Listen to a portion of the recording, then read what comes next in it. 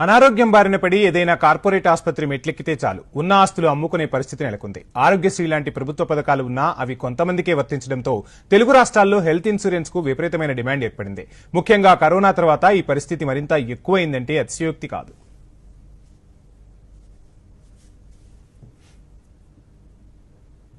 ఆరోగ్యమే మహాభాగ్యం అంటారు. కానీ ప్రస్తుత పరిస్థితి చిన్న ఆసుపత్రికి వెళ్లినా వేల నుంచి లక్షల వరకు బిల్లులు చెల్లించాల్సిన దుస్థితి నెలకొంది. పెద్ద ఆసుపత్రులకు వెళితే ఇక అంతే, ఉన్న ఆస్తులు అమ్ముకోవాల్సిందే. ఇదే సమయంలో హెల్త్ ఇన్సూరెన్స్లు చాలా కీలకంగా మారుతున్నాయి. నేరుగా డబ్బులు కట్టాల్సిన అవసరం లేకుండా మొత్తం ఇన్సూరెన్స్ ద్వారానే చెల్లింపులు జరుగుతుండటంతో వీటిని తీసుకునే వారి సంఖ్య రోజురోజుకు పెరుగుతోంది. ముఖ్యంగా కరోనా తర్వాత పరిస్థితి మారడంతో ఆసుపత్రుల బిల్లులు చెల్లించలేక ఇన్సూరెన్స్లు తీసుకుంటున్న వారి సంఖ్య గణనీయంగా పెరుగుతోందని తాజా గణాంకాలు చెబుతున్నాయి.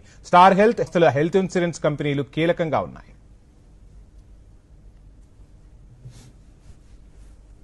గత 5 ఏళ్ల కాలంలో